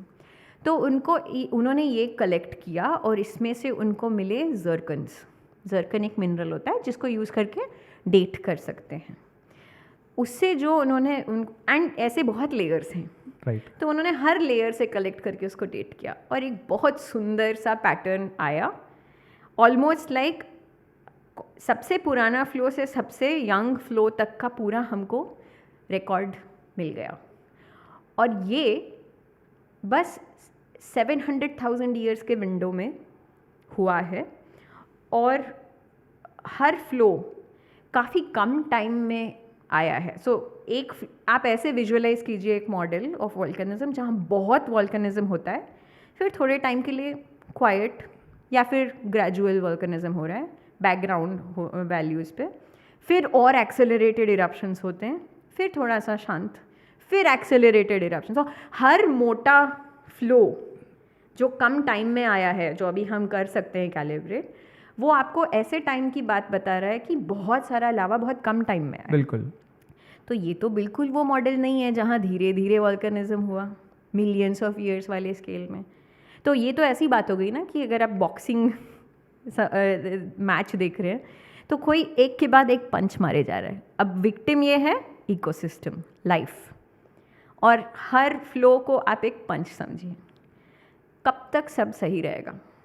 एक के बाद एक अगर आप हिट कर रहे हैं तो कभी ना कभी तो इक्विलिब्रियम टूटेगा, डिस्टर्ब होगा। And फ्लक्सिस matter. सो ये अगर बहुत कम टाइम में बहुत अगर लावा आ रहा है बाहर, इसमें मिक्स्ड गैसेस होते हैं, carbon dioxide, sulphur dioxide, halides और डस्ट भी होता है, बहुत कुछ होता है। मैं उस स्केल की वॉल्केनिज्म की बात नहीं कर रही हूँ जो आप अंडमान में देखते हैं या हवाई में देखते हैं। इससे बहुत ज़्यादा, बहुत आप सोचिए कि इंडियन पेनिनसुला में मोस्ट ऑफ द पार्ट में ये बसॉल्ट आपको दिखता है तो कितना निकला होगा। I agree. एंड कुछ है जो समंदर में जो हम मैप नहीं, मतलब it's suppose to be there, जो क्वांटिफाई करते हैं जो वॉल्केनोलॉजिस्ट हैं उन्होंने किया है ये काम। तो इतना तो लैंड पे बचा है, इतने 66 मिलियन ईयर्स के वेदरिंग के बाद भी इतना बचा है। आप ओरिजिनली सोचिए कितना हुआ होगा। I agree. And under water, जो अभी आइडिया नहीं है बट हुआ ही होगा। So that completely changes how we see it. So अभी एक्चुअली आई थिंक लोग ज़्यादा डिप्लोमेटिक हो रहे हैं और दोनों ऑप्शंस को डिग्निफाई कर रहे हैं कि ये भी हुआ होगा, वो भी हुआ होगा। अब भी लोग हैं जो कहते हैं सिर्फ इम्पैक्ट था, वॉल्केनिज्म ने कुछ नहीं किया। फिर कुछ लोग हैं जो कहते हैं कि इम्पैक्ट आया इसके लिए वॉल्केनिज्म बढ़ गया, ये भी बोलते हैं। ओके। और कुछ बोलते हैं नहीं सिर्फ वॉल्केनिज्म था। तो बट सच्चाई ये है कि इस छोटे से टाइम विंडो में दोनों हुए हैं। राइट। ये है सच। किसने कितना कंट्रीब्यूट किया ये शायद हमें कभी नहीं पता चलेगा। वी कैन ट्राई, मॉडल कर सकते हैं डेटा। जैसे अगर आपके एक्सटिंक्शन हो गया है, हमें इतना ही पता है कि एक्सटिंक्शन हुआ है, हम उसको कनेक्ट कैसे करेंगे कि वो इससे हुआ है या इससे हुआ है? वहाँ पे आती है कंट्रोवर्सी और वहीं पे आता है why this field is so interesting. So I think that is basically touching upon everything you have asked me. So आपके आंसर से मुझे ये मतलब महसूस हो रहा है कि क्या साइंटिफिक वर्ल्ड में भी ऐसा बाइपोलरिज्म हो चुका है, दो अलग अलग? डेफिनेटली ऐसा तो था 1980s 90s में तो काफ़ी ज़्यादा था। काफ़ी पर्सनल हो जाते थे लोग। 80s 90s 2000s भी कहेंगे, बट अभी मोर रिसेंटली आई थिंक पूरी कम्युनिटी थोड़ी कन्वर्ज हो रही है एक तरह से कि there is enough evidence to support volcanism and its role. So जब आप बहुत ऑब्वियस और बहुत सारा एविडेंस दिखाते हैं तो मतलब ऑपोज करने वाले भी थोड़ा सोचते हैं कि करना चाहिए या नहीं। तो एक तरह से एक डिप्लोमेटिक कॉमन ग्राउंड पे आ रहे हैं लोग, जहाँ जब भी इस मास एक्सटिंक्शन की बात होती है तो दोनों का नाम लिया जाता है, इम्पैक्ट और वॉल्केनिज्म दोनों ही। तो हाँ, आई थिंक अगर एक किताब है आई थिंक थॉमस कुंट, इसका नाम है structure of scientific revolutions. Okay. तो इसमें बताया गया है life cycle of a scientific idea, कि एक नॉर्म चल रहा होता है, फिर एक अनकंफर्टेबल फैक्ट या डिस्कवरी होती है, उसके बाद लोग बहुत उसको विगरसली अपोज करते हैं, विथ टाइम और एविडेंस ढूंढा जाता है, उसके बाद वो जो अनकंफर्टेबल सजेशन था उसको अगर ज़्यादा एविडेंस मिल जाता है उसके सपोर्ट में तो धीरे धीरे एक्सेप्टेंस मिलने लगता है, फिर जाके एक नया पैराडाइम बनता है जहाँ उस अनकंफर्टेबल फैक्ट या डिस्कवरी को भी इंटीग्रेट किया जाता है। तो ये एक्चुअली ये life cycle of this particular debate काफ़ी अच्छे से पोर्ट्रे करता है इस बात को कि एक इक्विलिब्रियम था, फिर बहुत लोगों ने कॉन्ट्रडिक्ट किया। वॉल्केनिज्म एक बहुत अनकंफर्टेबल आइडिया रहा है initially at least, with technology with more analysis, with a lot of people solving the same problem from different angles perspectives.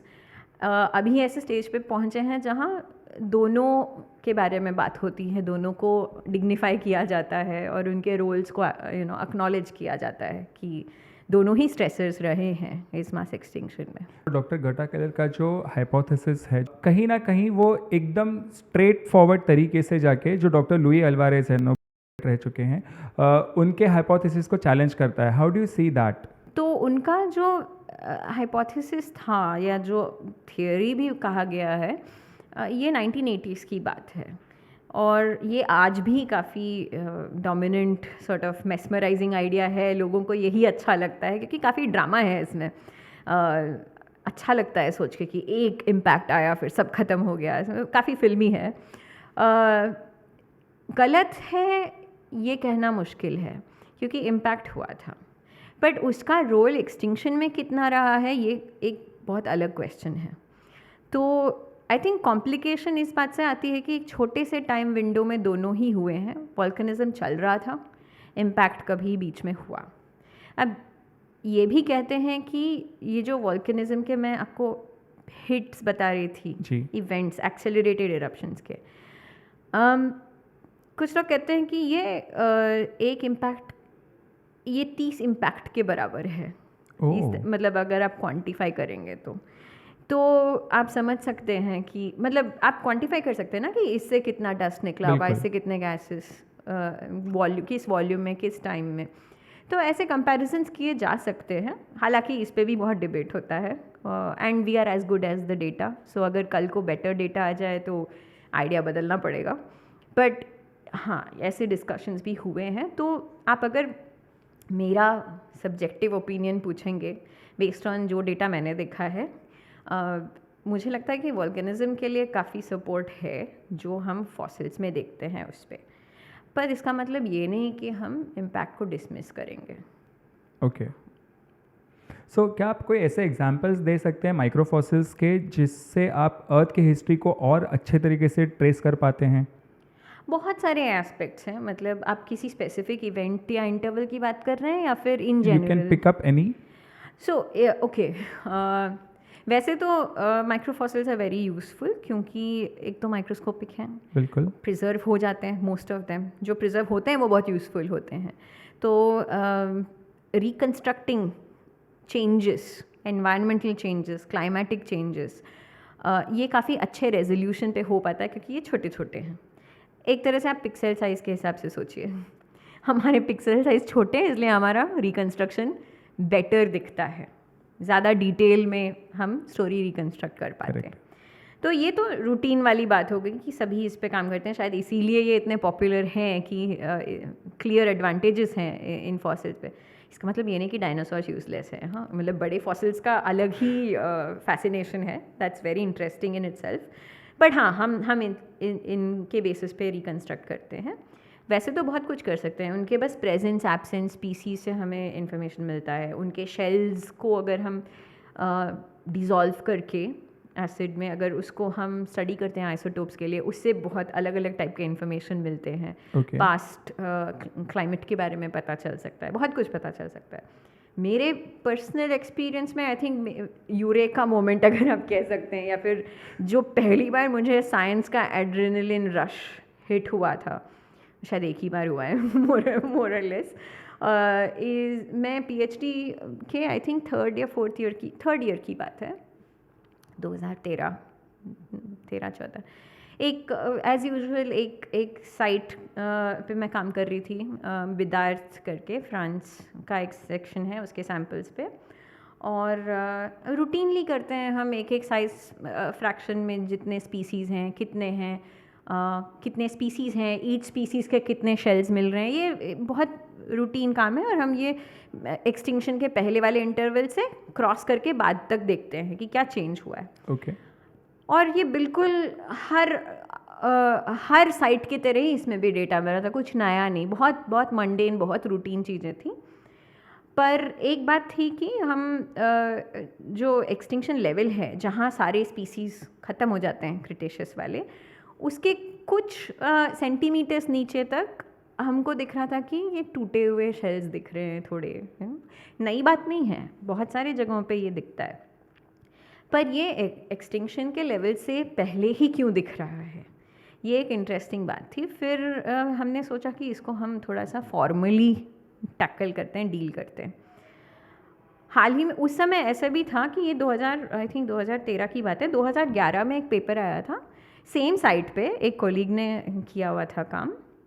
उनको कुछ केमिकल एविडेंसेस मिले थे कि एक्सटिंक्शन के लेवल से कुछ नीचे, करीब 40-50 सेंटीमीटर से कुछ पकड़ लीजिए आप, ज़्यादा नहीं, उनको एक केमिकल एनॉमली मिली थी जिसको उन्होंने डेक्कन वॉल्केनिज्म और एसिडिफिकेशन से कनेक्ट किया था कि वॉल्केनिज्म हुआ होगा, ग्लोबली एटमॉस्फेयर एसिडिक रहा होगा, उससे सॉइल फॉर्मेशन अफेक्ट हुआ होगा, उससे एक सिग्नेचर होता है मैग्नेटिक ससेप्टिबिलिटी करके, वो तो सेडिमेंट्स में वो अफेक्ट कर रहा था और वो उन्होंने उसको डेक्कन बेंचमार्क करके नाम दिया था कि हाँ, global acidified atmosphere and affecting soil formation, तो उससे ये सिग्नल उन्हें मिला था।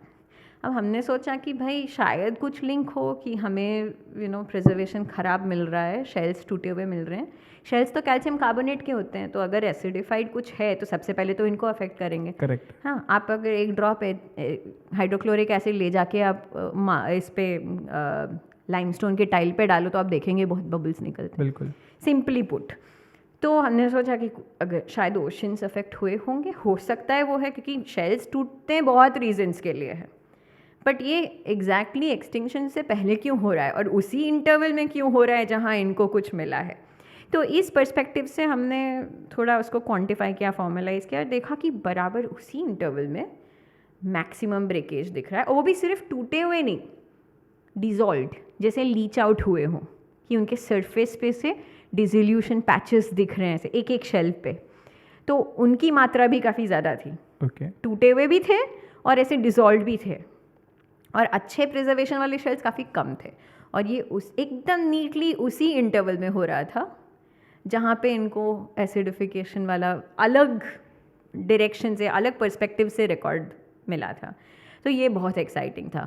इनफैक्ट इतना एक्साइटिंग था कि मैं सोई नहीं उस दिन। It was, I think it was the closest and the sort of, हाँ, उस समय लगा नहीं था कि इतना सिग्निफिकेंट होगा, लेकिन वो जो कोरिलेशन दिखा वो बहुत फैसिनेटिंग था। बट हर रिसर्चर के लिए ये एक रूटीन होता है कि after the excitement comes the difficult questions, कि ये सही है क्या, हम जो देख रहे हैं कोइंसिडेंस है क्या। एक सेइंग है ना कि कोरिलेशन इज़ नॉट कॉजेशन।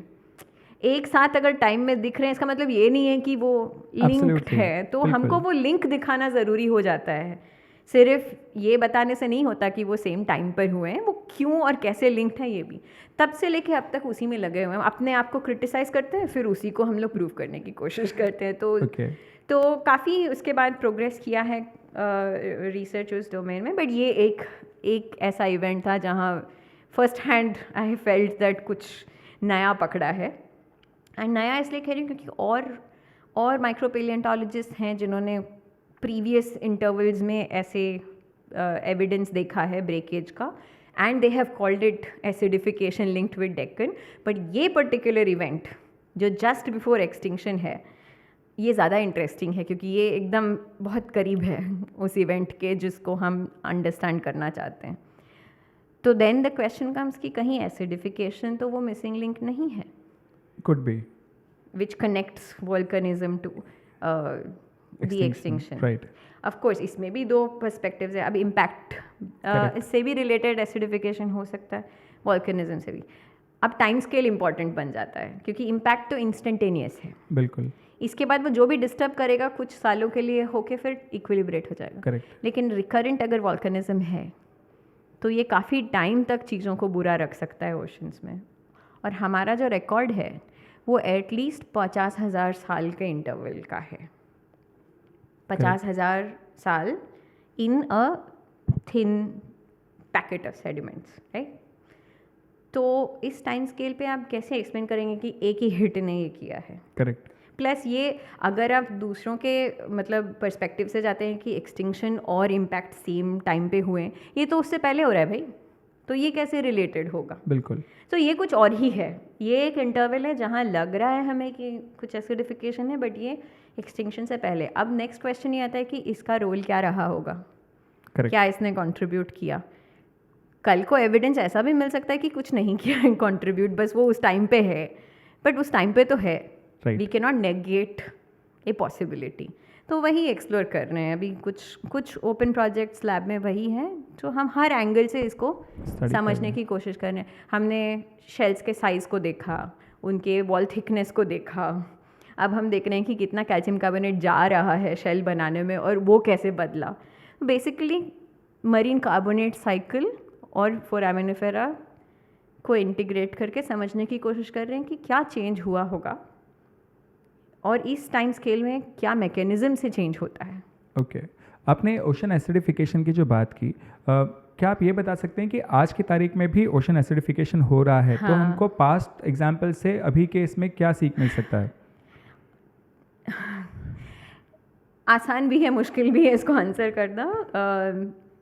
आसान इसलिए क्योंकि कॉन्सेप्ट तो वही है केमिकली, जैसे एसिडिफिकेशन। तो एसिडिफिकेशन का मतलब ये नहीं है कि आपके ओशन का पीएच बहुत नीचे चला जा रहा है 4-5, ऐसा नहीं है। ओशंस काफ़ी वेल बफर्ड होते हैं, इनका पीएच हिस्टोरिकली 7.5 से कम गया नहीं है, which is technically neutral, right? Very good, हाँ, यस, बट एसिडिफिकेशन हम तब कहते हैं जब ये ड्रॉप हो रहा है। करेक्ट, अभी presently pre industrial I think 8.2 8.3 रहा होगा, अभी 8.1 तक पहुंचा है। करेक्ट, बट ये जो चेंज है ये कितने रैपिडली होता है उतना वो बायोलॉजी को अफेक्ट करता है, जी, स्पेशली वो जीव जंतु जिनको कैल्शियम कार्बोनेट के शेल्स बनाने होते हैं, तो उनको वो स्ट्रेस आउट हो रहा है। इन शेल्स Correct. गैस्ट्रोपॉड्स होते हैं, Gastropods, बाइवल्व्स होते right. हैं, कोरल्स होते हैं, यस, फोरामिनिफेरा होते हैं, एक और ग्रुप होता है कॉकोलिथोफोर्स, आपने सुना होगा। Yes. वो प्लांट लाइक होते हैं बट उनके भी शेल्स होते हैं कैल्शियम कार्बोनेट। तो जिनको भी कैल्शियम कार्बोनेट प्रिसिपिटेट करना है, sea fans, right? no, so there is a whole group of organisms which would have to secrete CaCO3. तो उन सबका बेसिकली उनको अफेक्ट करेगा अगर ओशनिक पीएच ड्रॉप कर रहा हो। थोड़ा इसका केमिस्ट्री है जो let's not go into that, but yeah so how will I connect? अगर ये एक इम्पॉर्टेंट कंट्रीब्यूटर दिख जाता है पास्ट इवेंट्स में, देन हमें पता चलता है कि हम क्या प्रिडिक्ट करें अब जो हो रहा है। करेक्ट, ऑफ कोर्स ये प्रॉब्लम इतना सिंपल नहीं है क्योंकि हर ऑर्गेनिज्म अलग रिस्पॉन्ड करता है। कुछ ज़्यादा रिसिलियंट होते हैं, कुछ ज़्यादा ही वल्नरेबल होते हैं, और आज जो हैं ओशंस में ऑर्गेनिजम्स, ये वो नहीं हैं जो पिछले मतलब 66 मिलियन ईयर्स अगो थे, वो तो एक्सटिंक्ट हो गए। बिल्कुल, सो हम एक ब्रॉड कंपैरिजन कर सकते हैं कि किस टाइम स्केल में पीएच के कितने घटने से किस किस तरह के कॉन्सिक्वेंसेस हो सकते हैं। ये प्रिडिक्ट करने में, ऐसे मॉडल सिमुलेट करने में, ये ऐसे insights can contribute, okay, but it's not easy, it's not a direct correlation. Agreed. So आपका जो रिसर्च पेपर है जिसके आप ऊपर काम कर रहे हैं डॉक्टर जी के घटक एलर्जी के साथ, how is it majorly impact the core of science जिसमें आप काम कर रहे हैं? तो पूरा पैराडाइम शिफ्ट ही हो गया ना, क्योंकि लोग एक ही ट्रिगर और एक ही हाइपोथेसिस से बंधे हुए थे। अब उनको सडनली एक और कंटेंडर मिल गया है जिसने काफ़ी चेंज किया होगा। ये एक इंडिविजुअल या फिर एक साइंटिफिक कम्युनिटी वाले स्केल पे बहुत मुश्किल होता है। हम कहते हैं साइंटिस्ट को ओपन माइंडेड होना चाहिए, but individual biases exist, favourite pet hypothesis exist. कुछ हो सकते हैं कि ज़्यादा रिजिड हों कि बस फैदम ही नहीं कर पाते कि इतना बड़ा चेंज हम कैसे प्रोसेस करें। तो है, in the end everybody is human, but एक पैराडाइम शिफ्ट हुआ है जहाँ एक होल न्यू ट्रिगर को डिग्निफाई करना पड़ रहा है कि इसका भी कंट्रीब्यूशन रहा होगा, which is interesting because it shows, जैसे मैं कह रही थी, स्ट्रक्चर ऑफ साइंटिफिक रेवोल्यूशन। तो एक पूरा, आप अभी ब्रेक में कह रहे थे गैलीलियो की बात कर रहे थे, तो जैसे हेलियोसेंट्रिक से अर्थ सेंटर से लेके हेलियोसेंट्रिक वाला, वो भी काफ़ी बड़ा पैराडाइम शिफ्ट था। बिल्कुल, लोगों को हजम नहीं हुआ initially, correct, with a lot of years a new equilibrium prevailed. So बस वैसा ही कुछ। okay, so coming to the current time period, okay, आप जो भी ग्राउंड ब्रेकिंग वर्क कर रहे हैं, okay, how do you find कि स्टूडेंट्स में गेट एंथुजियास्टिक, क्योंकि आपने कहा कि ये बहुत ही निश सब्जेक्ट है, जी। इसमें एंथू जल्दी डेवलप नहीं होता है. सो डू यू थिंक कि आपके एफर्ट्स में ऐसा क्या आप कर सकते हैं जिससे और लोग इसमें एड अप हो पाएँ? सो मैं मोस्टली मास्टर स्टूडेंट्स को पढ़ाती हूँ. एंथू कम नहीं है, एंथू बहुत है, लेकिन इसको परस्यू बहुत लोग नहीं करते हैं. तो आई थिंक प्रॉबली बिकॉज या तो फिर वो पोटेंशियल करियर ट्रैक्स के बारे में अवेयर नहीं हो, या फिर ये काफ़ी एकेडमिक और रिगरस पाथ में पैसे ज़्यादा नहीं है तो लोग कॉरपोरेट में ज़्यादा जाना पसंद करते हैं. तो ये बहुत सारे रीजंस हैं जो शायद यूनिक माइक्रोपेलियोंटोलॉजी को यूनिक नहीं है. करेक्ट. एंथूज कैसे करेंगे? मैं हर बैच में फर्स्ट क्वेश्चन ये पूछती हूँ कि कितने लोग पेलियोंटोलॉजी हेट करते हैं, क्योंकि the rigour of bachelors level पे जो पेलियोंटोलॉजी पढ़ाई जाती है वो काफ़ी आप जूलॉजी पढ़े हैं, आप जानते हैं कि स्केच बनाना पड़ता है, लेबल करना पड़ता है, टर्मिनोलॉजीज याद करने पड़ते हैं. तो ये भी काफ़ी डिटरेंट चीज़ें होती हैं जो स्टूडेंट्स को अच्छा नहीं लगता है. उनको लगता है कि इसे क्या करेंगे, इसको रट के क्या करेंगे, ये स्केच बनाकर क्या करेंगे. But what I try to tell them and teach them through the few months that I interact with them is that इससे बहुत ज़्यादा है paleontology. It's not just about, you know, memorizing. It's not just about remembering how a particular fossil looks. Yes, आपको पता होना चाहिए, but ऐसे सोचिए ना आप कि इसके फॉर्म से इसके फंक्शन में क्या लिंक है, Correct. इसके फंक्शन से इसके हैबिटेट से क्या लिंक है, और इसके फॉर्म, फंक्शन और हैबिटेट से इसके एवोल्यूशनरी रोल में क्या लिंक है. आप हर स्केल पे इसको सोचेंगे तो ये बहुत इंटरेस्टिंग चीज़ है. तो ये I try to tell them because I mean I am not advertising that everyone should become a paleontologist. It's but then we have 500+ million years of Earth's history to decode, so बिल्कुल. there is enough room for everybody to come Absolutely. in. But rigor है, it takes a lot of patience, perseverance. ये instant gratification वाला domain नहीं है. Absolutely. तो so this is what I tell students. So I'll tell you, जो आपने कहा, मैं जब खुद पढ़ाई कर रहा था हमें 200 एनिमल्स के साइंटिफिक नेम्स याद करने पड़ते थे, इमेजिन, एंड मेमोराइज करने पड़ते थे literally. So what we had formulated as students back then कि यंगस्टर्स में एक वो ये होता है कि वो शॉर्ट टेम्पर्ड काफ़ी होते हैं कई बार. तो अगर आपको गुस्सा आता है तो आज की तारीख में लोग गालियाँ देते हैं. I personally don't prefer doing that. तो हम लोगों ने ये साइंटिफिक नेम्स याद कर लिए थे. तो अगर मान लीजिए मुझे किसी पे गुस्सा आ रहा है और मैं उसको बोलूँ मक्का का फुसकाटा, तो वैसा बेचारा, आई नो मक्का का फुसकाटा is one of the monkeys, right. आपने थोड़ी देर पहले आपने थोड़ी देर पहले फर्न की बात की, विच इज नेफ्रोलेपिस एक्साल्टेटा. सो ये I can understand the pain of memorizing. Yeah, so that can be a big deterrent, but it's not, I don't think paleontology is limited to that at all. Absolutely. At all. And unfortunately, it's one of the basics, so usi stage mein we lose a lot of students and interest because, so anyway, I try to emphasize a little more on the, value of it either in terms of past reconstructions, or there is also a very important application in the hydrocarbon industry. So even if they are a little like corporate bent and they want to be in the industry, oil industry में काफ़ी jobs हैं. बिल्कुल. तो यही same skill micro fossils को study करना, stratigraphy study करना, इसी के एप्लीकेशंस भी हैं. तो whatever floats their boat. So I would say, how about looking at it from this perspective कि इससे कई सारे स्टूडेंट्स चले जाते हैं. से अगर मैं इस परसेप्शन को थोड़ा सा ट्वीक करूं कि इससे हमको ये पता चलता है कि कौन फोकस्ड और क्वालिटेटिव स्टूडेंट है. Could that be a right approach? That's true, but I still feel like there is enough room for many to come and do research. It's just that I think जैसे informatics का एक revolution आया था, genetics का एक revolution आया था, आजकल क्लाइमेट का बहुत चल रहा है, ग्रीन एनर्जी का चल रहा है. ऐसे किसी दिन शायद हम भी समझेंगे कि understanding life on earth through this rear view mirror is also important for us to know our future fate.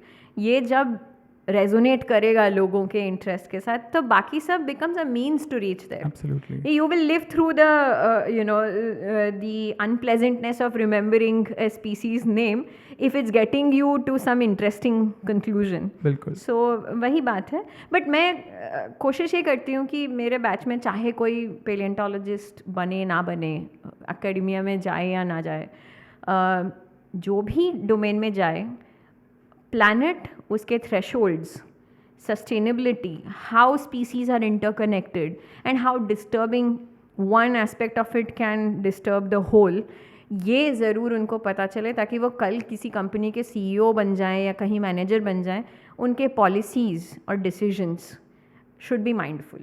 Absolutely. That's the most I can expect by teaching a class of 40 every year, that responsible बने.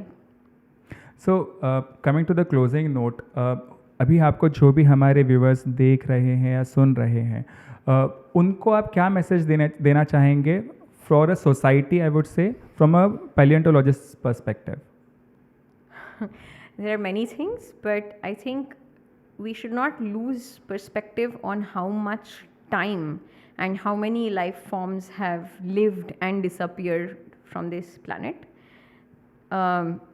We should not lose sight of it simply because it also shows that we are temporary here. And our decisions, unfortunately, are bringing us closer to the point where our survival will be in question. तो ये हमको थोड़ा सा ध्यान में रखना है कि हम भी इस planet का पार्ट हैं, और चाहे हम जितना भी रूल्स मैनिपुलेट कर लें, अल्टीमेटली अगर बाकी स्पीसीज़ बुरी तरह से अफेक्ट होते हैं या क्लाइमेट बुरी तरह से अफेक्ट होता है, तो वो सूनर और लेटर हमें अफेक्ट करेगा. शायद हमारे लाइफ टाइम में नहीं, बट आने वाले 2-3 पीढ़ियों में तो डेफिनेटली. तो हम उनके लिए क्या छोड़ के जा रहे हैं? वो तो ऑलरेडी बहुत ख़राब है, लेकिन हम थोड़ा माइंडफुल हो सकते हैं कि जितना बिगाड़ रहे हैं उतना ना बिगाड़ें, और शायद यहाँ वहाँ थोड़ा सा कंट्रीब्यूट करके बचाने की भी कोशिश करें. बस टाइम स्केल की महिमा है. I agree. So doctor Punekar, आप हमारे पॉडकास्ट में आए, इसके लिए आपका बहुत बहुत धन्यवाद. एंड अगर आप आगे चल के कुछ वापस समय निकाल पाएँ, तो ये जो आज हमने डिस्कस किया है, आई नो ये बहुत सुपरफिशियल था और बहुत कम समय में हमने बहुत कुछ एकोमोडेट करने की कोशिश की है.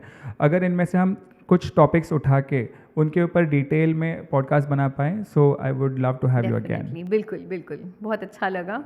और मैं एक्चुअली बहुत कंफर्टेबल नहीं हूँ ऐसे डिस्कशन से, बट मुझे ऐसा लगा कि आपने बुलाया, अगर मैं यहाँ आके कुछ अपने सब्जेक्ट के बारे में बोलूँ तो शायद 2-4 और स्टूडेंट्स इंटरेस्टेड हों जो इसको देखें. Sure. और ऐसी बात नहीं है कि आपको एक ही एक्सटिंक्शन या एक इम्पैक्ट या एक वॉल्केनिज्म के बारे में बात करना हो. पास्ट लाइफ के बारे में, लाइफ ऑन अर्थ के बारे में अगर पढ़ाई और लोग करेंगे तो शायद हमारा फ्यूचर कहीं बेटर हो सकता है as a species on this planet. So thank you so much for the opportunity. Thank you very much doctor. Thank you.